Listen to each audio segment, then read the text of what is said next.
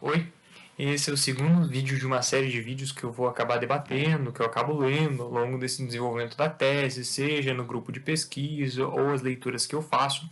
Essa é uma leitura do grupo de pesquisa e o nome é Etnografia, Participant Observation, a Potentially Revolutionary Praxis. É um texto em inglês da Alpa Shah Alpa-Shah, né, acho que seria a correta pronúncia. Ele é um texto, ela é uma pesquisadora da área das ciências sociais, no nível da, se não me engano, das ciências políticas ou ciências econômicas, agora não estou recordando ao certo, da Escola de Londres, né? É uma das universidades ali de Londres, e ela acaba debatendo sobre esse processo de etnografia. Ela tem origem indiana, ela trabalhou com comunidades indianas, né?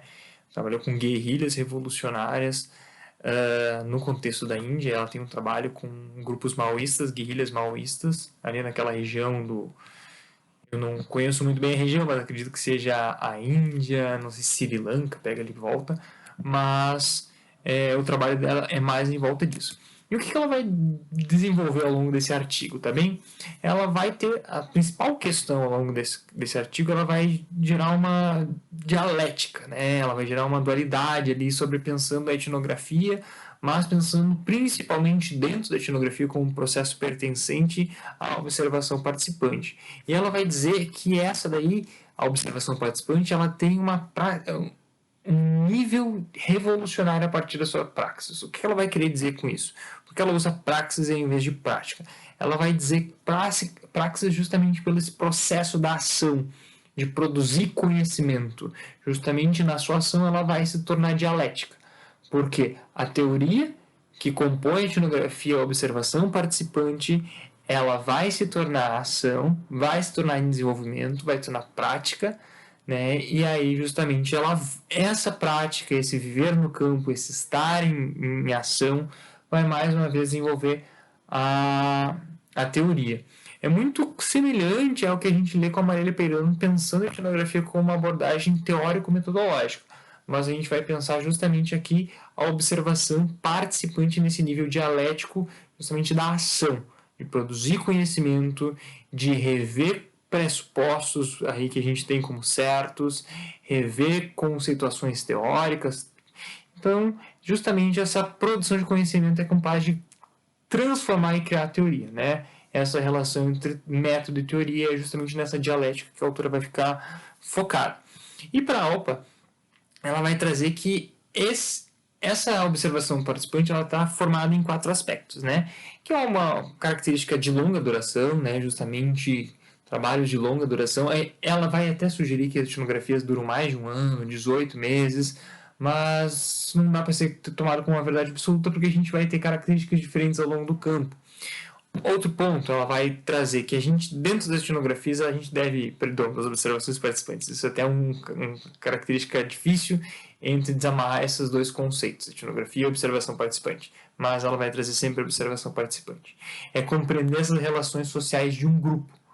Ela é necessária justamente por esse caráter da ação.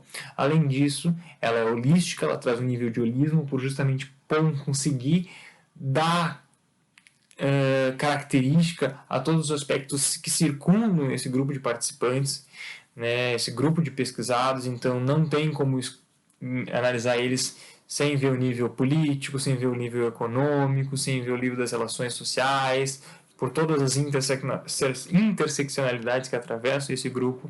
Então ela vai dizer que nesse nível é necessário ser holístico, e justamente por trabalhar com esse nível da intimidade e do estranhamento. Saber que o que é estranho a nós, o que a gente consegue observar, o que é familiar, a gente consegue criar um vínculo com as observações participantes, justamente muito parecido com o Gilberto Velho com Estranhando Familiar. Né? Então a gente consegue trazer conceituações, aproximações ao longo desse texto, até mesmo as próprias contribuições dos trabalhos de Daniel Miller vão muito ao encontro, né, esse trabalho, justamente por estar dialogando de um pouquinho diferente, mas trazendo essas mesmas conceituações sobre o trabalho etnográfico, sobre o trabalho da observação participante. Então, ela vai trazer ao longo lá de tensões e riscos que constituem a etnografia. ela vai trazer esse lugar de realização e, ao mesmo tempo, ela vai pontuar várias coisas ao longo do texto dela. A partir desse nível revolucionário por vários motivos, né? Porque justamente a gente vai viver a vida das outras pessoas de uma maneira complexa. Essa observação participante, ela vai questionar muitas coisas, ela vai estremecer estruturas. Então ela é muito ativa, ela tem esse nível ativo, né? E que a gente não pode pensar justamente por esse nível, não pode pensar de maneira passiva, é estar atento ao campo, é seguir os sinais, né? E justamente por estremecer esses pressupostos que a gente acaba consolidando novas teorias, novas suposições, né? E ao mesmo tempo isso acaba se tornando político, é um ato político. Então ela vai trazer essa observação participante dentro desse nível revolucionário, essa praxis revolucionária, como também um nível político. A gente começa a conectar esses pontos para pensar esse nível assertivo, esse nível ativo desse processo que é tanto teórico quanto também metodológico, né? Então, vale muito pensar sobre aquela traz observação participante, mas é muito semelhante ao que a gente traz como trabalho de campo. O trabalho que a gente faz com os nossos participantes, os nossos interlocutores, é esse nível reflexivo que a gente traz para justamente ressaltar que estamos atentos e que ao mesmo tempo a gente se mostra aberto dentro dessa abordagem interdisciplinar que é pautada na antropologia, bebe da fonte da antropologia, mas que ela recebe apoio dos estudos culturais. Eu acho que esse é um dos principais pontos, porque a autora traz observação participante, justamente por beber dessa abordagem interdisciplinar, da sociologia, dos estudos culturais, da comunicação, de outras abordagens teóricas, né, outros campos de estudo que vêm muito a ressaltar essa abordagem, mais do que a etnografia, porque a etnografia a gente também pensa em escrita, pensa também na teoria, muito de ler as monografias. Então, eu acho que esse é um principal ponto de divisão, pelo fato da autora escolher essa questão de trabalhar sobre a observação participante, né? E dentro disso, desse envolvimento íntimo, desse nível holístico dessas relações, que foi os 4 pontos pautados que são necessários para essa formação na observação participante, a autora também ela vai trazer alguns riscos e limitações que estão presentes dentro disso.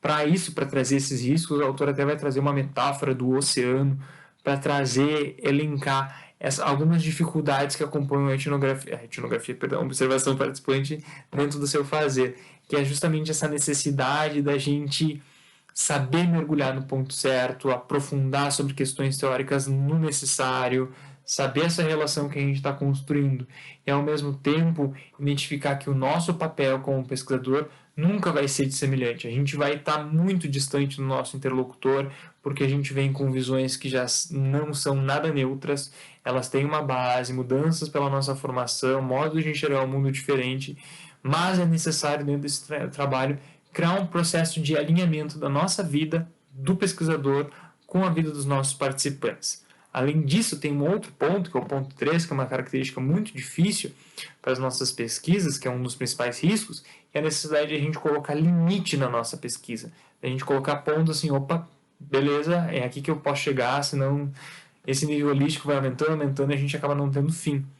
Por isso é necessário que a gente tenha esse tensionamento entre observação e participação, para que isso sempre esteja bem equilibrado, bem dividido ao longo do nosso fazer, para não só fazer uma pesquisa de observação ou só fazer uma pesquisa de participante, né?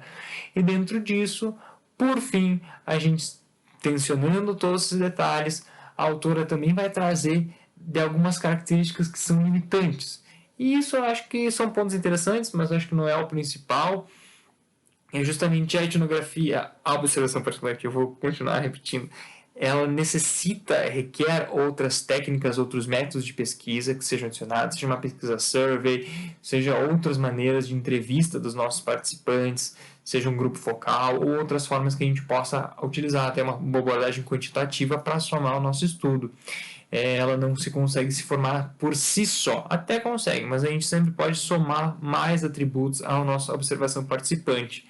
Outro ponto que ela levanta, que é um segundo dos limites, que é dessa relação que a gente tem ao fazer, do tempo de vida do pesquisador. Aqui é muito dentro de uma abordagem burocrática, pensando de como é que a gente vai fazer etnografia trabalhando como em universidades, com essa falta de tempo, como é que a gente vai ficar longe dos nossos trabalhos. Então, ela vai trazer isso sobre essa questão do ciclo de vida do pesquisador.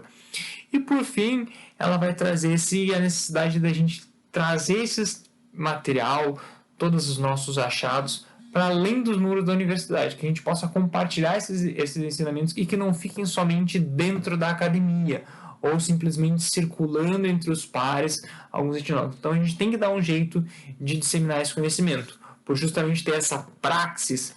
Ela vai até citar um pouco o trabalho do Paulo Freire de trazer transformador, de contestar algumas informações tidas como verdades. Quando a gente consegue mudar esses pensamentos hegemônicos, a gente consegue justamente fazer uma ação que é política. E justamente nessa ação política a gente consegue criar conhecimento e ver esse nível dialético de justamente teoria e intencionamento com a prática. A prática gera a teoria gera a prática. Né? Então acho que é nesse principal ponto que ela vai trazer essa dialética dentro dessa revolução, a praxis revolucionária da observação participante. Eu acho que esse é um texto que traz muitas contribuições, um texto muito interessante, um artigo não muito curto. Acredito que de uma certa maneira, por ser um texto de 2017 e dentro das questões contextuais a gente traz esse texto, ele não trabalha sobre viés digital, mas vale a pena alguns tensionamentos para a gente refletir sobre como a gente pode trazer esses pontos também dentro para nossas etnografias dentro do ambiente digital, tá? Valeu, galera. É isso aí. Obrigado.